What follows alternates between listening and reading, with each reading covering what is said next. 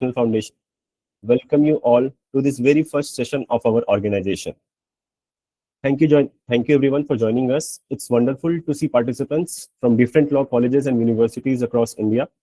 This is the very first one-day online certificate course on sports law and gaming regulations in India, organized by Kant Legal Educational Foundation. Dear participants, before we begin with the session, I request you all to kindly drop your names and colleges in the chat box.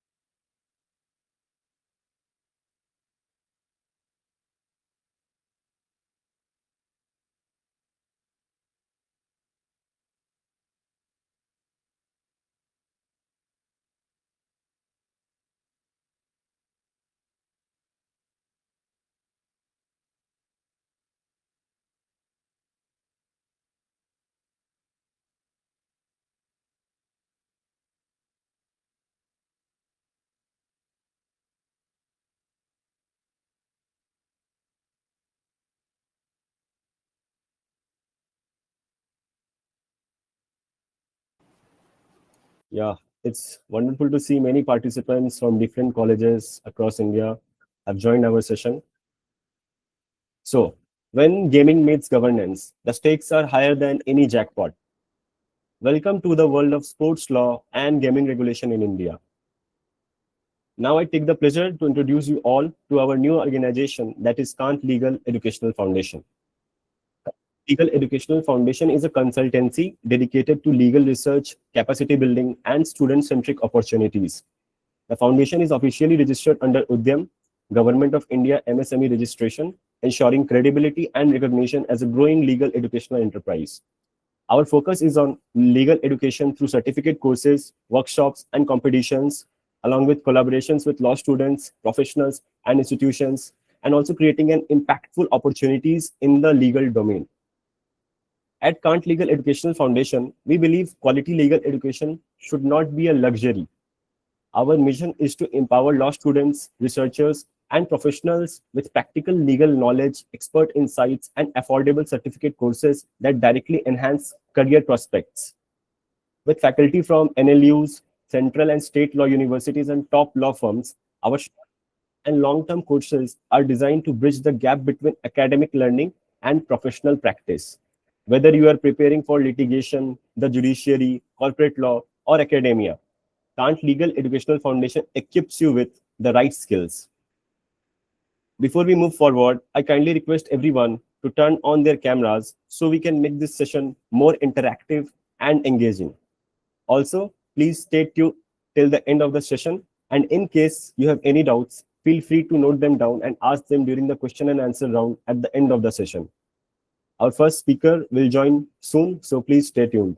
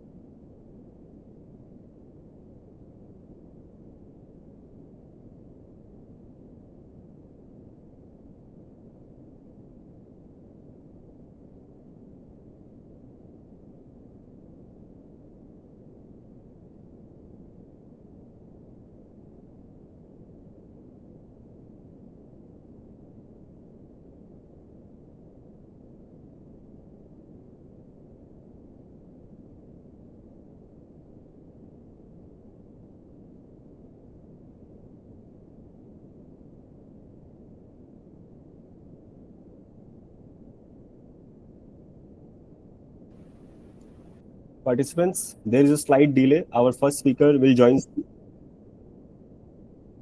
so please stay tuned.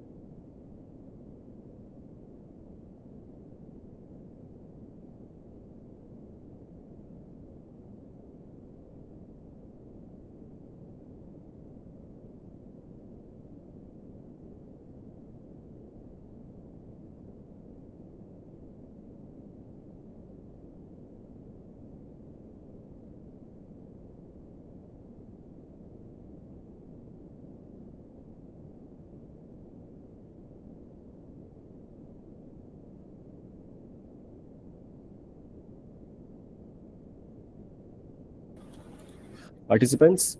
Our first speaker is going to begin the session at 11:30. So till then, we are deciding to take an introductory session. So if anyone is interested, can open the camera and mic and introduce themselves.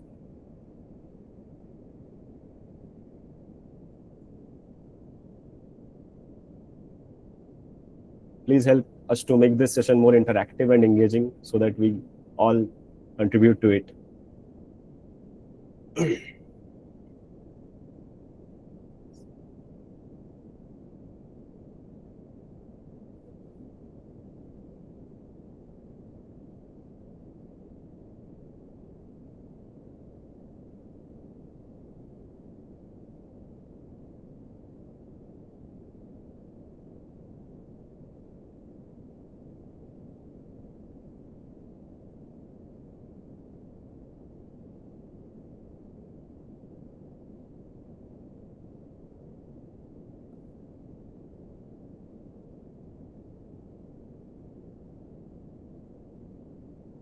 Anyone would like to introduce themselves?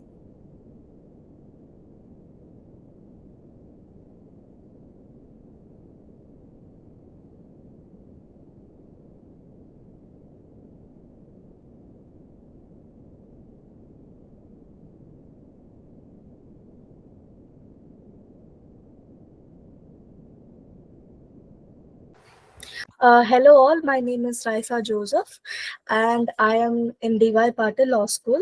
I'm in first year of BA LLB. Uh, and yeah, I heard about this course from my sir and he put it in the class group. That's why I joined it in. Okay, Raisa, we are delighted to see you here. A first year law enthusiast interested in sports law. That means a lot. Anyone else?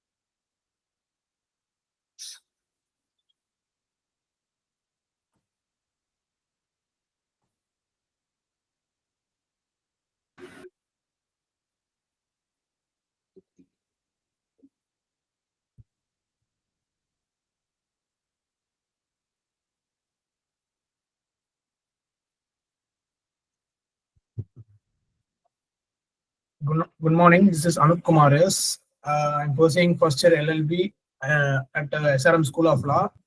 I'm very much looking forward to participate in this sports law and regulations in India.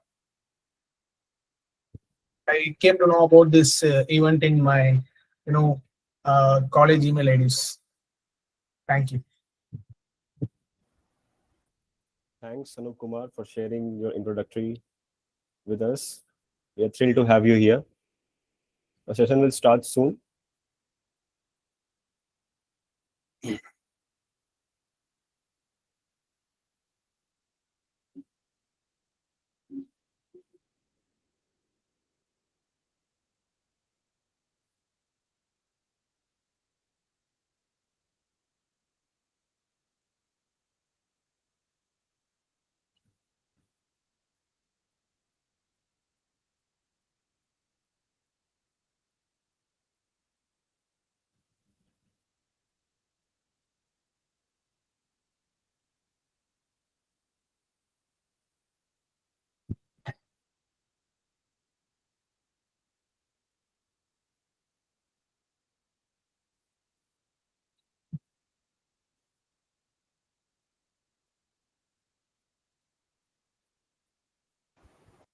Yes, Anup Kumar, you have raised your hand.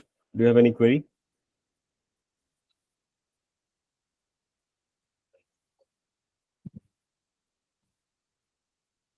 I have raised one question in the chat box.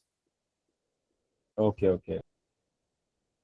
Yes, we have our another session on space law, which will be scheduled on 9th of November.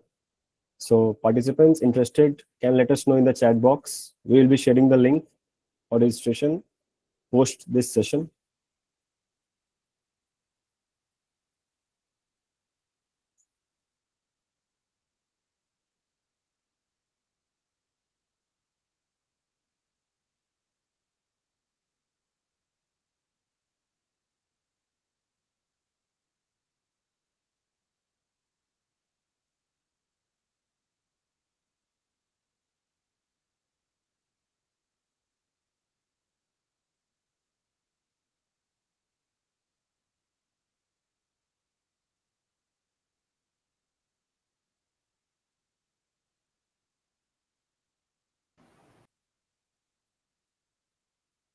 Extremely sorry for the delay, participants. I know your time is precious, but really sorry. Sir will join soon.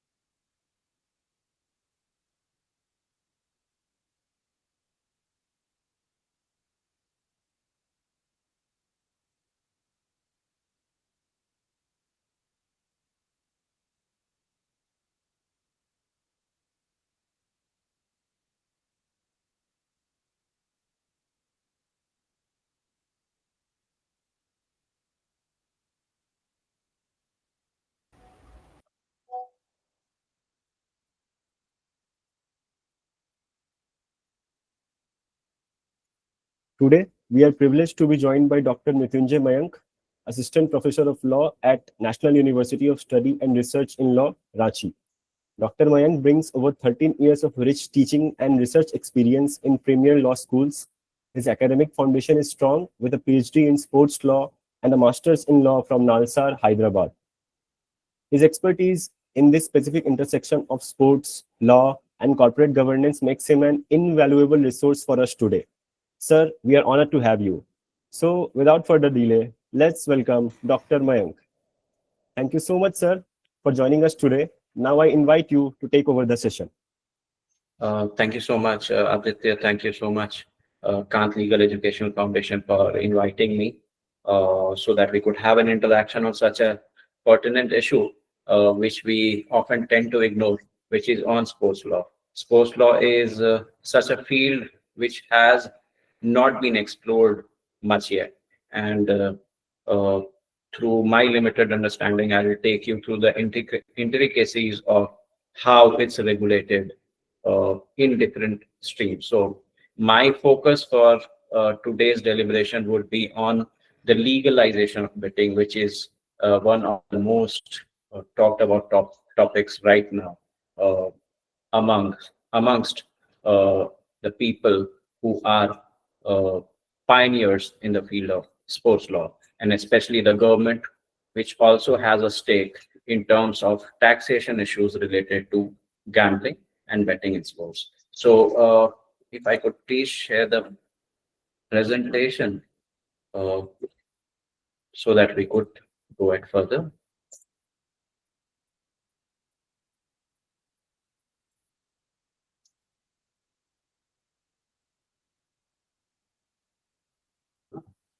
I hope my screen is visible to everyone. Yes, sir, it's visible. Yes. So one of the most important things which I would like to tell everyone here is that when we talk about sports and when we look at the seventh schedule and the list mentioned therein, I hope all of us are aware of which list takes care of sports. Uh, if there are any guesses, is it in the union list or in the concurrent list or in the state list? And we'll all be amazed to know that when it comes to matters of betting in sports, all of that is regulated through the state list. There's no central legislation with respect to it. And that is such an amazing fact to know. Even after 70, 75 years of independence, 80 years of independence, we are still stuck somewhere where we are not regulating sports correctly. And I know and I feel that we have a dearth of legislation when it comes to sports. So there's hardly any legislation, any concrete, any central legislation which is going to take care of needs of sports for the country. In fact, the sports has not been taken care of properly by the states as well, and which is why we have such dismal representation in sports, such dismal, the show is so bad when it comes to sports because of the participation either by the state or the center. Now, when we look at the first slide, as I have mentioned, that money won is twice as sweet as money earned. So when I talk about money won, I tend to tell you that when we talk about money which is won, which is not earned, that gives you much more happiness, and which is why I would like to connect it with Indian Contract Act. So there are so many regulations and laws which are related with sports, especially we often tend to forget about our own Indian Contract Act, which regulates betting. So when we look at Section 30 of the Indian Contract Act, it talks about agreements which are void, and such agreements are void because they are wagering in nature. And this is what is represented in the first slide, where I say money won is twice as sweet. So when I say money won, it means that money won through no efforts. And that's how the courts have tried to distinguish between money which is earned through a wagering agreement and money which is earned through another kind of an effort. So if I had to simply differentiate between a wagering agreement and some agreement which requires certain degree of effort, we would simply take example of share market or stock market, and we would take example of a of solving a riddle or a puzzle, uh, which might be there in the newspaper or otherwise. Uh, Now, when we look at the chances of win or loss in a wagering agreement, there are 50-50% chances of win or loss. And exactly the same thing happens when there is any kind of a betting done in sports. And if I could just take you further and show you the data, uh, I hope is this slide also visible? Yes, Yes. it is visible. Yeah. So when we are talking about the problem which exists, we see that wagering agreement is based on an uncertain event. When we say that the event is uncertain, it's beyond the control of the parties which are part of such an agreement. The second element being the mutual chances of gain or loss, and which is why I say 50% chances of gain or loss. Now, when we look at the law which regulates betting or gambling, we'll be amazed to know that such statute was only made before independence. In fact, in the 19th century, and then there has been no legislation in this regard, apart from a few states in the Northeast which have taken the initiative and which have come up with a law so that they could not only regulate betting, but at the same time, they could also have chances of regulating taxes on it, and which is what most of the developed countries have been doing in this regard. So when I say mutual chances of gain or loss, 50% chances of gain or 50% chances of loss. And how is that regulated? There's no way that we can determine as to whether there will be a gain or loss in a wagering agreement. So say, for example, I bet in a game of cricket where the Indian team is playing and I say Indian team is going to win. So the chances of Indian team winning or losing will only be determined by their efforts and not mine, because I'm not aware of, and in fact, I cannot predict as to how they're going to play. And there are so many factors which would influence their game as well. And therefore, the only element which is involved from my end is the thrill. The only thing which I get out of it is the thrill. And therefore, we call it a game of chance versus game of skill theory. So when I say a game of chance would be a wagering agreement, because there is predominant degree of chance being involved there over skill. And if there was skill involved there in any kind of an agreement, then it would become a valid contract. And we are all aware of another important provision of the Indian Contract Act, which is Section 31 of the Indian Contract Act, which talks about contingent contract.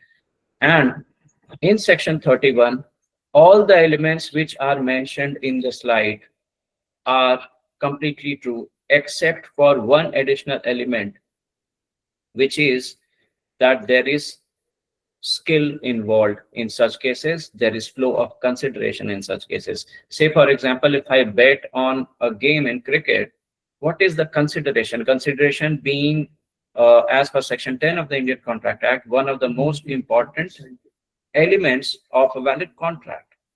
So the consideration from my end is that I'm putting some money with an expectation that I will earn a very hefty amount.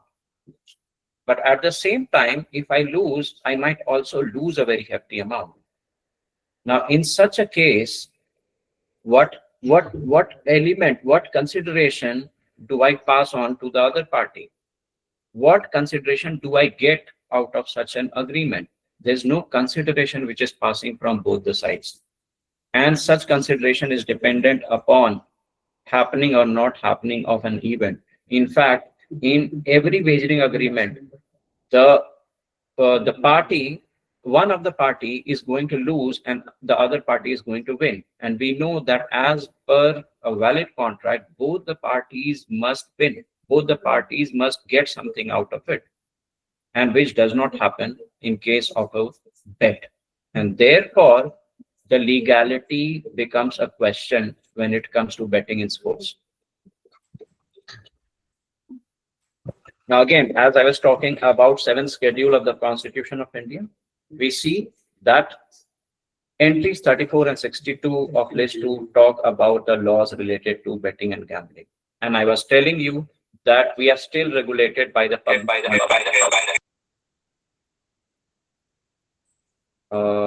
I hope I'm audible. Yes, sir, you are here. Yes, So when we talk about the erstwhile legislation, we see most of the states even now are regulated by the Public Gambling Act. That's the most important act which we would take into consideration if we are talking about any element of betting or gambling being involved. Now, I hope all of us are also aware what is legal and what is illegal. Is betting illegal or is it void? When we talk about gambling, is it illegal or is it void? Now, gambling is also regulated by provisions of the criminal law.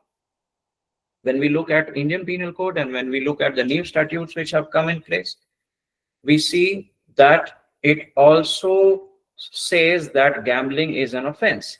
But when we talk about betting, betting is not only not illegal, but it's merely void, which means that if I get into any kind of an agreement where I'm betting, the result would be that I cannot recover anything out of it.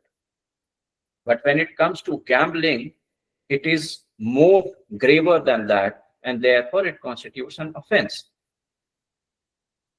And as I've also stated in the slide, that it is power of the state governments to regulate sports betting and gambling in India. If we go further, we can also look at the laws which regulate gambling. So we see that section 294A of the Indian Penal Code was regulated gambling. Now, when we look at the scenario here in India, it's much more complex because after there has been the concept of fantasy sports, like when we talk about Dream 11 or any such application which we download and through which we are investing some money, and we have an expectation that we are going to earn some amount of it. It could be a huge amount, it could be a petty amount. Then when we look at it, we see that it is beyond the physical boundaries. And when the world gets virtual, it gets more complex. We are all aware of how cyber fraud, cyber crimes often happen. And, there is hardly any hindrance for the people who are part of it. There's a huge network of it. And therefore, when we look at the regulations, not only Public Gambling Act, not only the criminal laws, not only Indian Contract Act, but also Information Technology Act and Foreign Exchange Management Act become part of it. And how is the government going to cope up with it? Do we have such legal mechanism or do we have adequate laws where we can regulate gambling or betting? I really feel that there is no such law which can regulate betting and gambling even now. And more so, when we look at the state of affairs, we see that young people, especially the youth, are investing a huge amount in such episodes of betting. Where is the money going out of it? There are so many hawala transactions going on. So there's no trace of money as well. So the same money which is put in betting might be used for terrorist funding. We never know, and that's actually happening. And therefore, we see that the government is now keen on making a law which stops all such, which puts a ban on all such apps, even though they are part of fantasy sports. And one of the important judgments which came in 2018 was that of Varun Gumbir versus Union of India, or famously which we call as Dream 11 case, and I'll be discussing that in the future in the next slides. Now let's look at section 67 of the IT Act. It says that whoever publishes or transmits or causes to be published in the electronic form any material which is lascivious or appeals to the prurient interest, or if its effects is such that it tends to deprave and corrupt persons, having regard to all relevant circumstances, then what is the punishment? We see that the punishment is 5 years, and with fine, it may also extend to 1 lakh rupees. In case of a second or subsequent conviction, it may extend to 10 years and 2 lakh rupees. So section 67 of the IT Act also becomes relevant, because under this provision, anyone who is tending to deprave of or corrupt people through online betting can be punished through this section. But when we talk about the application of this law, we hardly see anyone being punished under section 67 of the Information Technology Act. In fact, when we look at judiciary being judiciary being active in approach of punishing under section 67 of the IT Act, we hardly see any such cases. In fact, most of the times such cases are only restricted to the element of section 30 of Indian Contract Act, which does not talk about offense, which talks about the void, the nature of the agreement being void, and not about the offense. Now, this is some data which shows as to what is the kind of investment which is being made in different kinds of sports. And you can see we talk about football, we talk about tennis, we talk about basketball. We also see the investment which is made in the cricket, the game of cricket, which is so popular here in India. And that's all in pounds and dollars. So you can imagine the kind of money which is going untraced.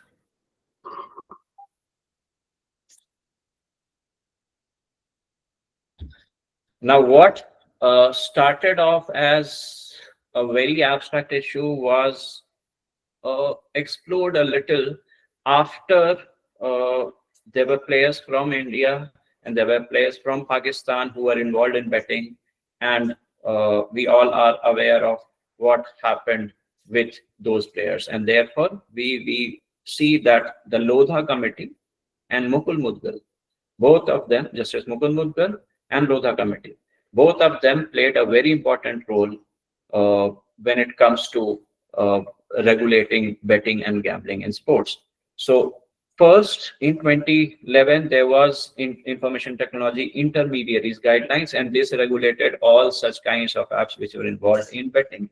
But at the same time, like I said, the application of the rules under IT Act or the or section 67 of the IT Act, we see there was hardly of any effect. And therefore, Lodha committee submitted a report based on which Law Commission also did a few things, and that we'll also see in the future slides.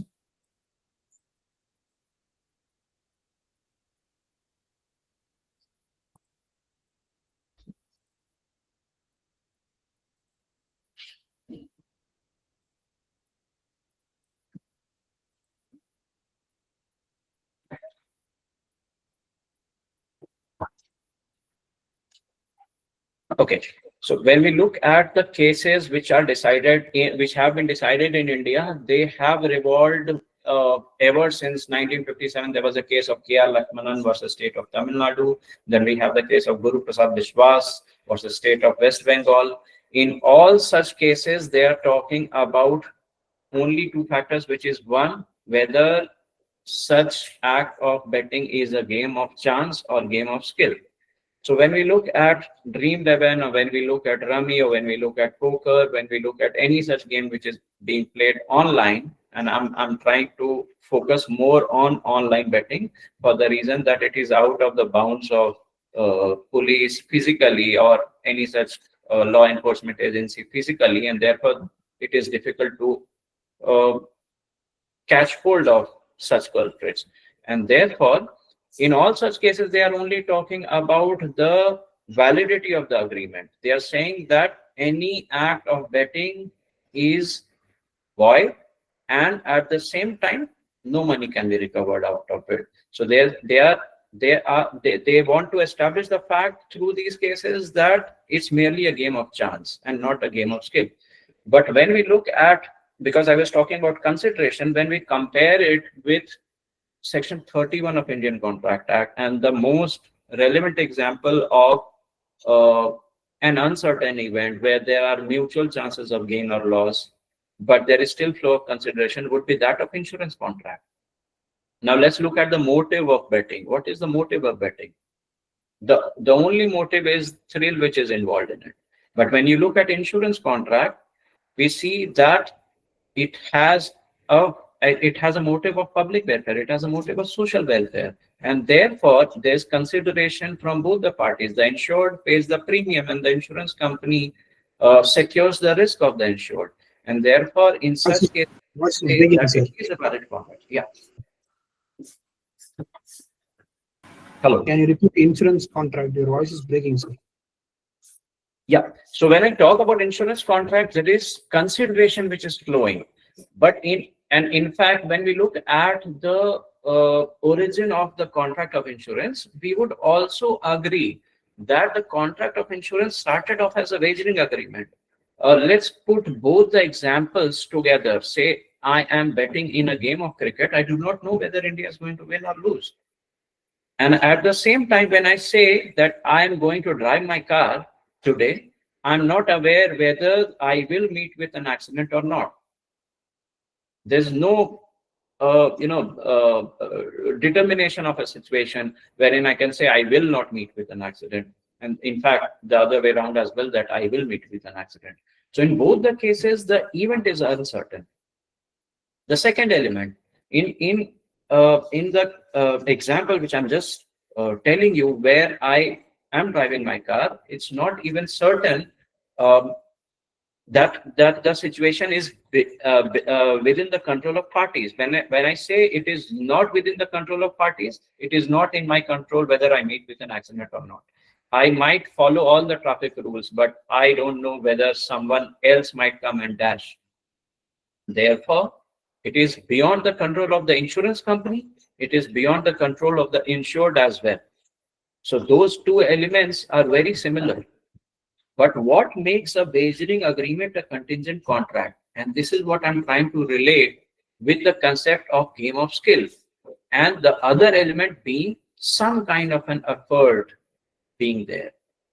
So when I say that if I meet with an accident, what is the flow of consideration between me and the insurance company? There is certainly a consideration.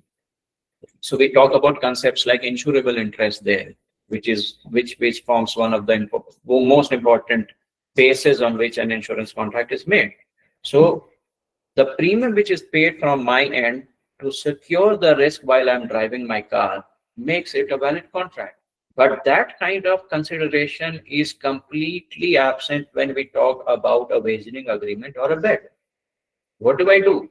I pay some amount in expectation that if India wins, I'm going to get a huge amount. But what are the chances? I'm not aware of the chances when I bet. What is the consideration which I get in return? If I lose, I get nothing out of it. And therefore, because of lack of flow of consideration, such agreements are void in nature and they are not illegal. Now, again, when the slide shows about the legislative framework which is there in India, we see that the Public Gambling Act is regulating it. But as the name suggests, Public Gambling Act is talking about all kinds of lotteries, all kinds of activities which are against the principle of Section 294A of IPC. In principle, if I say they are either against morality, and again, the aspect of morality is also something which is touched upon by Indian Contract Act. If we look at Section 23 of Indian Contract Act, we see that all agreements which are against law, indirectly or directly, or against morality or against public policy, all of them are void. And I would repeat again, Section 23 of Indian Contract Act says that all of such agreements are void.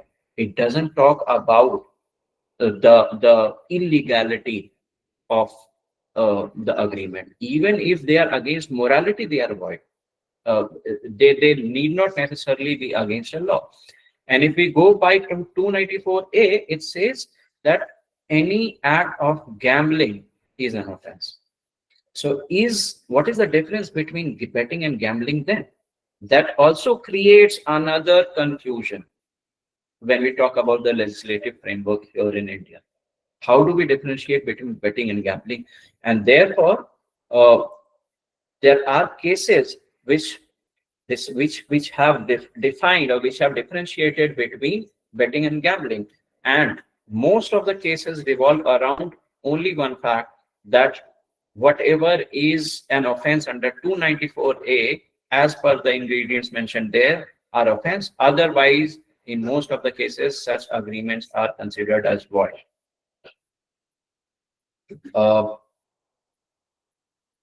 And I'll take you further. Let's look at Section 247 of Consumer Protection Act, and that has changed now. When we look at 2019, the section has changed, but it talks about unfair trade practice.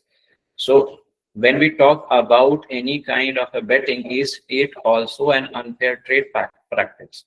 Another aspect, when we talk about tax, under Income Tax Act, Section 115 BB, the tax on winning from lotteries, crossword puzzles, races, card games is levied, which means that's also taxable. Look at the word betting. So on one hand, Indian Contract Act says that all such agreements with respect to betting are void. On the other hand, Income Tax Act says that if there is any money which you win through betting, they are taxable. So you can see the clash between the laws which are there in India. The cable television network regulations prohibit the advertisement of gambling activities. So it prohibits the advertisement of gambling activities. But what about all kinds of activities which are merely restricted to betting? Like, again, why do we see so many ads on our cell phone, on our television about rummy, poker, Dream 11, all kinds of online gaming? Which means that on one hand, we are not soliciting that it is gambling. On the other hand, we are allowing it because there is commerce involved in it.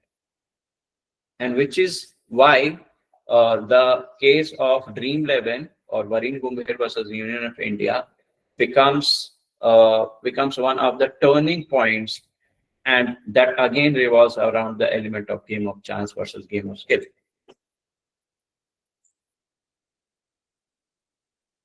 So I was talking about Hawala transaction. Let's look at Prevention of Money Laundering Act. And the amendment says that any person who's carrying on designated business or profession shall include a person carrying on activities for playing games of chance for cash or kind, and include such activities associated with casino. Thus, offering games of chance or activities associated with casino after the amendment of 2013 constitutes a designated business or profession. So even Money Laundering Act is talking about such activities which are based on game of chance. So it means that they constitute nothing but a Hawala transaction, which means that they are also an offense. But when we talk about Dream 11, is it based on chance or is it based on skill? Are we still lagging behind other nations when it comes to regulating online betting or gambling?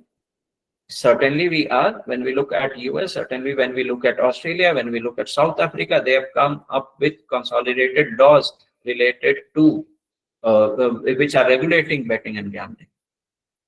In fact, even when we look at the FDI policy, we see that it talks about foreign direct investment. And when we look at Foreign Exchange Management Act, like I was telling you, it also prohibits all kinds of activities, all kinds of investments which are made by a person resident outside India. So all such lottery business, which are private lotteries, betting, gambling, all such activities are prohibited under Foreign Exchange Management Act. And what did we see? That under Section 115 BB of Income Tax Act, all such activities are taxable. So again, a clash here.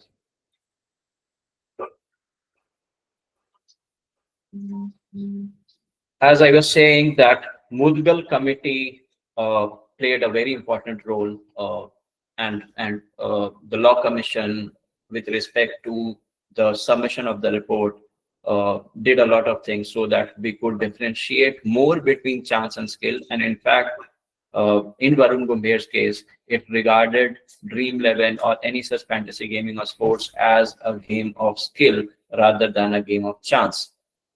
Now, Mudgal committee, what did they recommend? They said that the need is to legalize sports betting so that the black money, or the element of black money, is lowered down,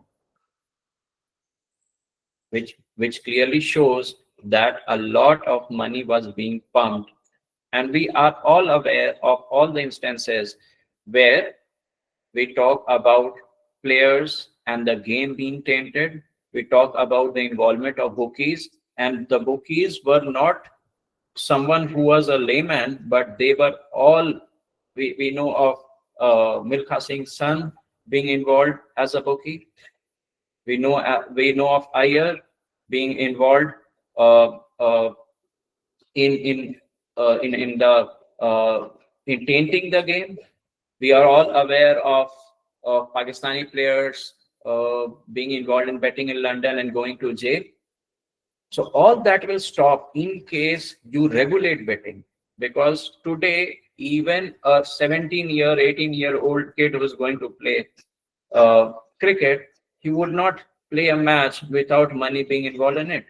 So all the times there are games going on between teams, there's some kind of money which they involve. But is it based on chance or is it based on skill? That's the most important question. Now, when we look at the earlier statutes, when we look at the Public Gambling Act of 1845 in the UK, I'm talking of different countries now, we see that UK has come up with a new act in 2005. And they have defined gambling to be inclusive of all these things, whether it is fantasy, whether it is gaming, whether it is betting, or whether it is lottery. When we talk of South Africa, they have again come up with National Gambling Act of 1996 that was repealed, and then they came up with a new act in 2004, and they had much more consolidated laws, and they formed a national gambling board, as you can see in the slide. So there was a separate body which was made in order to regulate betting and gambling. So if country like South Africa can do it, I'm sure we can also do it at our level. When we look at US, we see that all the gambling activities are governed by different set of regulations. We all know that because US is much more of a federal country, we see that they have laws at each level, whether it is local, state, or federal. And these are the statutes which are mentioned in the slides. Look at the realm of legislations which are there in the US to deal with issues of betting and gambling.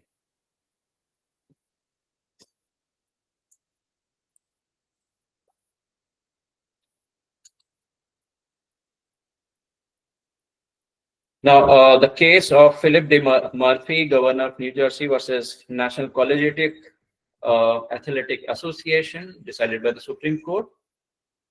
This is a very important case, and in fact, it's very important not only for the US, for us to take cue from it, because in this case, the court appointed that the scheme of the act was anti-commandeering in nature, and the Congress could not directly control the states.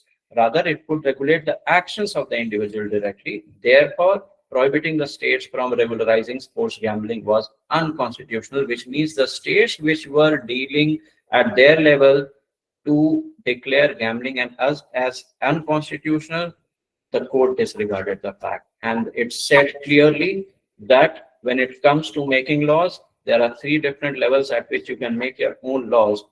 But when we talk about regulating betting and gambling, US or South Africa or UK, because they have so many consolidated laws, they are much more involved in tax collection. So the amount of taxes which they earn through all kinds of regulating, they are investing all that amount into sports. And therefore, we see that the representation from these countries and the show which they put up in different games across the world, we see that that is much better because they have at least a regulated system.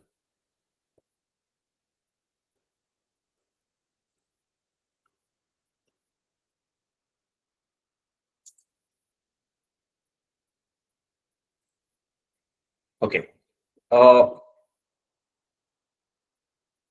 Now this map, which is that of India, indicates as to what games of skills are allowed in India, where there is only free game of skill allowed, and what is the licensing policy with respect to it. And as I was saying, only a few northeastern states have come up with such laws which license parties who could determine as to what game should be played, what game should not be played, and based on the licensing, the tax collection is also made. So again, if I take you to different states, let's look at what are the statutes which are existent in most of the states. I was telling you that Public Gambling Act of 1867 is still prevalent, and most of the states are still applying the same statute without changing. And we can look at it clearly.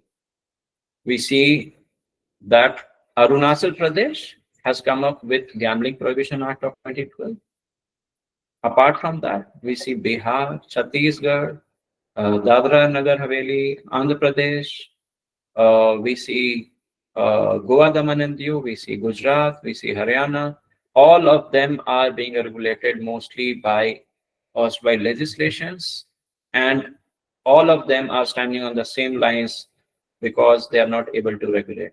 And I'll repeat again that as per entry 34 and 62, the states have to take care of all legislation with respect to betting and gambling. We see Sikkim, which has led, and they have come up with a law called Online Gaming Regulation Act of 2008. In fact, all of us are also aware of, when we talk about someone going to Goa, someone going to Sikkim, we see that they think of having a thrill by going to a casino or going or investing some amount in any kind of a game there or poker. And how is that regulated? This is very evident from the kind of statutes which they made. So as I was talking about game of chance and game of skill, these are the most important cases which have talked about the different elements of game and skill. And I was talking about the Dream 11 case. Now what happened in this case was, when we talk about gambling, whether Dream 11 or any such fantasy sports would fall within the definition of gambling. And I was talking about the case of K.R. Lakshmanan versus State of Tamil Nadu, which was decided in 1996. So the court relied, in the case of Varun Gumdher, the court relied again on the judgment of K.R. Lakshmanan versus State of Tamil Nadu. And it said clearly, and for the first time it said clearly, that fantasy sports games require the same level of skill, judgment, and discretion which is there in horse racing. I'm taking you back to Section 30 of Indian Contract Act, because Section 30 of Indian Contract Act has certain exceptions. Now, one of them is horse racing, and the second one is lottery, which is run by the government. When we look at the skill being involved in a game of cricket or football, how do we determine? Because in Dream 11, what happens is, uh, I have the, if I'm investing, I have the freedom of making my own team. I have the freedom of uh, choosing who shall play at what level. And if everything coincides and everything goes in the direction of where I intended it to go, then in that case, I start winning some amount. And in fact, it would increase, the chances would increase based on my prediction. Now, how do I predict? Even in the case of a horse racing, how does someone predict whether some horse is going to win or not? It is based on a skill. While I solve a riddle or a puzzle, it's not merely based on a chance, because not everyone would be able to solve the riddle or puzzle. It is dependent on my skill. So if there is predominant degree of skill involved in any scenario, then we shall certainly call it as game of skill. And this is what the court referred in the case of Varun Gumher versus Union of India. And it said that because I make my own team, I'm aware whether this player is going to play best against a spinner or a pacer. I am also aware of whether this batsman would play better on an Australian pitch or would he not. And therefore, because I've watched so many matches, I have been such a keen observer of cricket that I'm aware of which player of which team would be the most fit person on which I could bet upon. And therefore, this is not merely based on a chance. It's not only based on the captain or the vice captain or any other player playing or getting retired or whatever. It is all dependent upon how I have observed him playing in different conditions. And therefore, that cannot be disregarded. And therefore, the court said that there is some degree of skill. In fact, the degree of skill which is involved in making a team is predominant over the degree of chance. And therefore, we can call it a game of skill, and it will not be a void agreement. So it led to the legality of such activities of betting, and they were also not construed as gambling.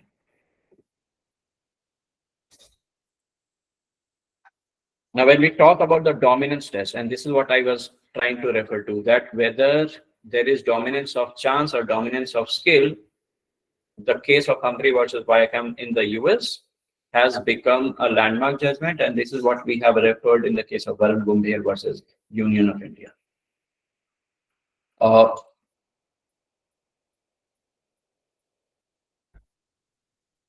When we look at the legislations, I believe we are yet not clear with the legislation which will regulate it. Though we are talking of National Sports Governance Act, I have a few suggestions in this regard which we could implement, and probably this would change the entire scenario. So one thing which is required as per Mudgal Committee and Lodha Committee's report, which suggested that there should be a special investigation team, special wing of police to deal with such activities, which is not possible. We have so many offenses which are not being regulated properly. We see that there is a timeline in which the charge sheet has to be filed. Hardly is it followed, in practice. And we see so many cases of cyber fraud and cyber crime, and many of them are not reported. Even if they are reported, there is no relief. There's hardly any relief which a person gets in this regard. So no, let's not be too unrealistic. When we talk about special wing of police, I think that's still farce. But what we can still do is we can form guidelines for regulating game of skill. Recently, I was reading the newspaper last week, and I came to know that the government is thinking of putting a ban on all these kind of apps. Why? Because that is leading to disturbance amongst youth. That is leading to a number of hawala transactions. that is leading to a lot of unorganized crimes. So what we do not realize is that betting is a 40,000 crore rupee business now in India alone. Forget about other countries. And not even 5 to 10 to 20% of taxes are we able to generate through it. So if there is no proper mechanism, then, and when I say mechanism, I mean to say legal mechanism to deal with it, then it becomes a gray area. We need a central legislation. Though it is part of state list, I believe that it should be made part of concurrent list, the way forest was made part of concurrent list. Why? Because the states are still not dealing with it properly. There should be a union legislation, but I don't know why the center is not interested to make a consolidated legislation on it. Of course, when we talk about tainting of games, we see that it is any kind of a gambling is an offense, but there should be a law with relation to mass manipulation so that we do not raise questions on the integrity of the game or on the integrity of players. So we have to think of a law which criminalizes such mass manipulation and which would involve all kinds of people. Now today we have laws where if there is any fraud, say for example, if there is a fraud with relation to fudging of accounts for a company, we know that the auditors become responsible today. The government had come up with such a legislation. Why? Because the auditors were the first one to shun up their liability and say that we are not responsible for it. But the government came up with such a law. Similarly, here in sports, again, there has to be a law which involves all the intermediaries. We already know that IT Act has intermediary regulations. So all the intermediaries which are part of such mass manipulation should be booked for an offense. When we look at the sports being regulated, we have no independent regulator for sport. Now what happens is the government itself will bring a case against an individual. The government will itself punish. Somehow there are not fair chances given to sports persons as well in order to represent themselves. So the BCCI is going to call them, and BCCI is going to take action for them, and if there is an appeal, there shall be another body by the government in which they can make an appeal, which means that the principle of natural justice is denied, and therefore we need an independent regulator. It could be a body of people who have already been part of sports. There could be also be stakeholding from government, and that kind of a combination would be the best. When we talk about laws as per international standards, we have hardly anything in this regard. We took example of US, or we took example of UK and South Africa and France, which have started regulating it, and by these means they have started taxing it. And we need a lot of revamp in Foreign Exchange Management Act as well, so that we can stop the hawala transactions. We can also contain activities related to money laundering. On one hand, domestically we see ED being so active when it comes to money laundering activities. In different states, we see so many raids going on, but we are not yet aware of how much money from betting is involved in these kind of hawala transactions, because we know that hawala transaction is all about not being able to trace the money, and therefore we also need a major law revamp in this regard. I think that is all when it comes to betting and gambling. I'll end my presentation here, and I'll leave the room open for questions. Thank you so much, Dr. Mrityunjay Mank, sir, for sharing your insights and experiences with us today. We're really very much obliged to have you here. How beautifully you have addressed about the gaming regulations and how they are connected to the Indian Contract Act and the practicalities involved in the legal proceedings of the same. It was really mesmerizing. Now I would like to ask the participants to ask their doubts in the chat box or just open their mic and ask.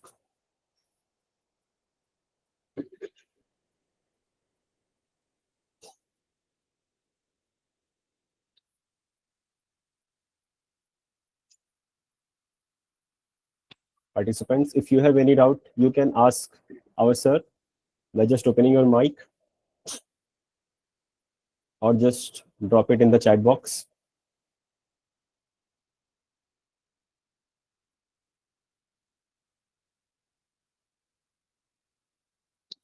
Please feel free to ask questions because, I'll be more than happy to share. Yes, sir. There's hardly any talk which is going on sports law.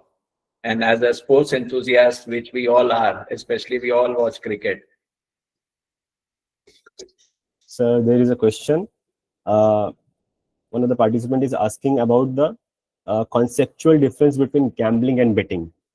Okay, what I'll do is I'll also send a piece on gambling and betting across to you, so that you can forward it to the participants. But if I have to talk about how it is regulated, how it is regulated here in India, we talk of Section 294A of Indian Penal Code. We talk of Public Gambling Act of 1867, and what does it say? It says that gambling is an offense, but somehow the courts have failed to address the issue of gambling when it comes to betting. How do we differentiate between betting and gambling? 294A cannot be the only ideal based on which you can decide what activities can be called as gambling. And like I said, there has been an inactive approach from the side of judiciary to regulate such activities based on gambling. They have most often in cases of betting said that these are activities which are void, but they have never gone forward and said that these activities are also illegal in nature. The moment they said that these were illegal in nature, they said that this is also constitutes an offense. This would have created a different situation. Therefore, to differentiate between betting and gambling is based on how the court sees it, whether it falls within the parameters of Section 294A or not. That's the only legislation which we have in this regard. And this is what I'm trying to say, that somehow betting is not merely an activity which is an agreement void ab initio. In fact, it is much more than that. It is actually constituting an offense. And therefore, in my suggestions, I was talking about criminalizing match manipulation. So therefore, that will lead to if we have any such consolidated law related to gambling, which the states can make. Right now, the situation is that only the states can make law in this regard. But if there was a central legislation in this regard, this would have been a better idea. So if I had to answer this question simply, I would say Section 294A of Indian Penal Code, or the new law with the corresponding section there in the new law. That's the only element which is there to regulate gambling, which usually courts do not apply. Okay, sir. How beautifully you have addressed this, sir. And it's the sufficient answer for this. And there is another question. I think, the scope for someone who wants to practice sports law in India. Yes. There's a lot of scope for people who want to practice sports law in India. And I'll take my own example. When I was thinking of doing a research in this field, there was no question raised by the research board on whether this research should be allowed or not. There were other people who had come up with different topics in the field of criminal law, and they had their own chances to take. In fact, they had their own struggles to make, because ultimately the board rejected a few topics because it was already very explored. And sports law is one area which is not explored at all. I'm telling you, if we talk about, say, if you remember recently when there was a dispute with relation to awarding of medals, such matters were referred for arbitration, and there was an international arbitration center for sports, committee for sports, which was deciding on such issues. And this is what I was trying to address, that there has to be an independent regulator for sports. So whoever is trying to practice, whoever is trying to represent the cases of sports persons, whoever is trying to take up the cause of government to make a law in this regard, I think there's a huge room because the entertainment, sports, and media industry is only going to grow because of technology. It is never going to come down. So if you combine media, because no, remember when we were playing conventional cricket and now we have IPL. Now the kind of charm it creates, the kind of money it involves, the kind of celebrities which become part of it, you can understand the amount of money which is invested. And therefore, if you are someone who is specializing in this field, you can do wonders, not only in terms of contribution to the country, but also for yourself financially. Exactly. And the third is there any legislation or laws restricting or criminalizing match fixing? The only laws with related to match fixing, restricting or criminalizing it is the criminal law which we have, and which is what I was trying to tell you, that these laws are inadequate.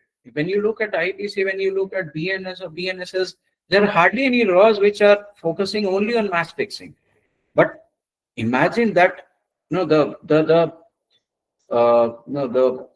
entire emotions which were stirred of the country when people from our Indian cricket team, the players from Indian cricket team, were involved in match fixing.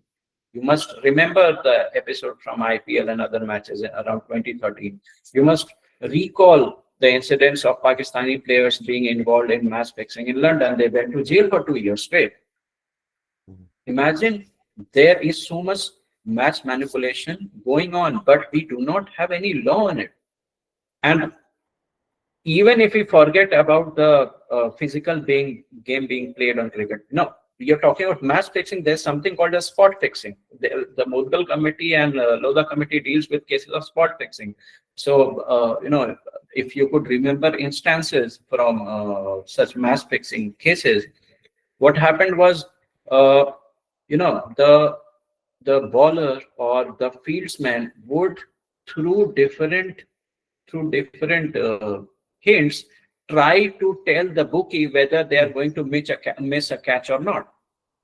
Okay, so maybe they would put their hand over their head, and that was a hint to the bookie saying that this is what they are going to bowl in the next over.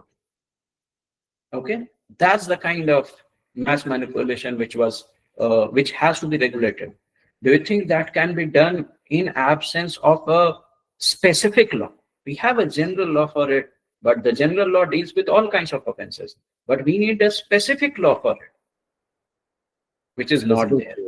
Yes, to target it. Yes, sir. And the last question we have is, how does Article 19(1)(g) freedom of trade relate to gambling activities? Now, if something which is against morality, do you think gambling is standing in conformity with the principles in Section 23 of Indian Contract Act? No. And also, when you talk of 19(1)(g), let's not forget 19(6). There are reasonable restrictions. The freedom of trade is not an absolute right. Okay. No, if you want to refer to the case of Ram Javai Kapoor versus State of Punjab, the very landmark case which was decided in 1955, it also talks about separation of powers. Now, the court has strictly said in that instant case that freedom of trade is not an absolute right. Okay, so based on reasonable restrictions, and gambling being an offense, gambling is already an offense. The only thing which I'm trying to tell you is that the difference between betting and gambling has not been made clear even by the judiciary in last 70 years. Why? Because they have all revolved around the concept of game of chance versus game of skill. They should have gone further and said that what kind of activities include gambling. They could have related it with hawala transactions. They could have regulated it with some change, some new law in Foreign Exchange Management Act. And by reading of all those laws together, they would have put a reasonable restriction on gambling. So, of course, any gambling activity cannot be considered as violation of freedom of trade under 19, because that's immoral, that's unlawful. Yes. And so the another question is it is understood that the Commonwealth Games 2030 will be held in India. What are the lessons learned from that infamous scam of last Commonwealth Games? How do we ensure that something is not repeated again? Okay, see, this is again a one question which is related less to sports but more to the integrity of how we are conducting it.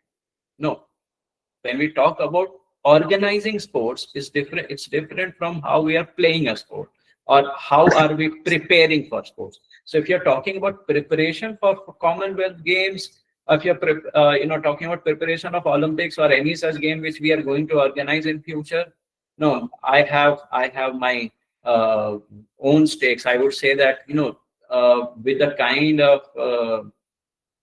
kind of active approach which we see from the side of enforcement directorate, with the kind of laws which exist under BNS. Now, one thing which the new criminal laws have done is that they have made a lot of offenses, the decision with respect to such offenses time bound.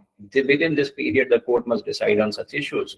So it can be covered through the new criminal laws. Also, if we talk about the companies being involved, now I already told you during my presentation that with 2016 the insolvency and bankruptcy code coming up, one thing which has become certain is that there is a lot of accountability of the auditors which is there. So if the auditors, the company which is involved in auditing of whatever happens in the preparation of these games, if they do something with respect to it, even they can be held responsible. So no, and we have serious fraud investigation office established under the Companies Act of 2013. So when we look at the realm of laws with respect to regulating all kinds of corrupt practices for preparation, let's not talk of Suresh Kalmadi only. We all know that there's a lot of money cycling which will go on for organizing these games, and there will also be corruption involved. The whole point is whether someone will be made accountable or not. Yes, with the coming of new criminal laws, with the accountability which has increased on the auditors or the auditing companies, with the serious fraud investigation office established not only as a guideline but as a mandatory office which is taking care of all these needs, I think there's much more hope and the corruption is only going to reduce. Okay, sir. Lastly, sir, I have a personal question to you. Can I ask? Yeah, please. Sir, I want to know about what is the stake of esports in India, like how they are regulated. Is there any regulation for esports? Like there are many arcade games being played.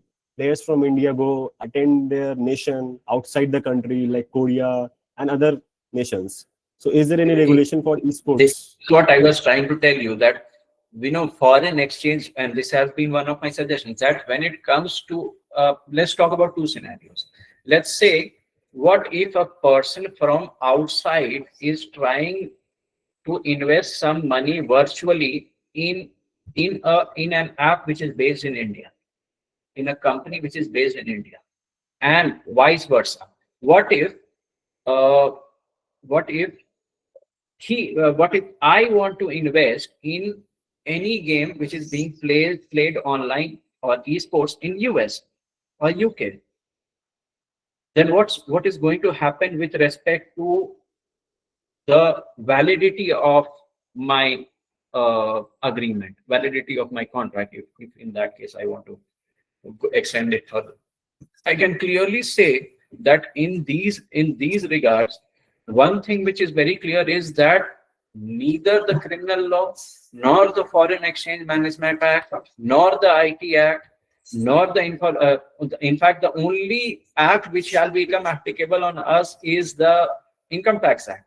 So when it comes to taxation, the government is very keen to tax to kar hi denge. But when it comes to regulating hawala transactions, think of it, money laundering, all of that is unregulated, which is why I said that in every field you need a law only with relation to esports, which is what the other countries have done. They have revamped their laws, they have come up with new laws, but we have not come up with new laws. Even the Information Technology Act, the intermediary regulations, they do not talk about intermediaries in terms of bookies or match manipulators. Okay, they talk about people who are online platforms. Okay, one thing which can be done is regulate, a little regulation can be done through intermediaries regulation, but a specific law is needed, a specific regulation from IT Act is needed in this regard. We know that after the OTT, again giving you an example that when we think of OTT channels, we know that there was a lot of furor going on with respect to how to Yes, yes. regulate OTT channels, and ultimately there were regulations in this regard, Hmm. right? So if Yes. OTT channels can be regulated, why not esports? Why not And esports? I'm talking about the taxation aspect. So what you do is you regulate it through a law, and you impose tax on each bet or each agreement or each transaction I get into while investing in esports. So what is that going to do? That is going to create wonders. That is, if I am taxed 20% of the amount of what I earn or of the amount what I invest, then what would happen? All that money is going to get siphoned to development of sports in India, Yes, of course. right? So that taxation aspect is Thank you, sir, very important. for addressing this. Thank you so much. I will send a piece on. I see that the last question was also on the Public Gambling Act. I do not Yes. actually remember the kind of punishment which was given, but you can totally understand it was an act of 1867. It talked only about banning all kinds of activities which were related to gambling or lottery. I'll send you a piece on this as well. But Yes. more than that, what is required is a legislation from the side of center. This is how I will end. And to be placed in the concurrent list. These items should be placed in the concurrent list. Thank you so much once again, sir, for the invaluable and insightful session you delivered today. We look Thank you so forward for much. more such sessions from you. Sure. Thank you so much. My pleasure. Thank you.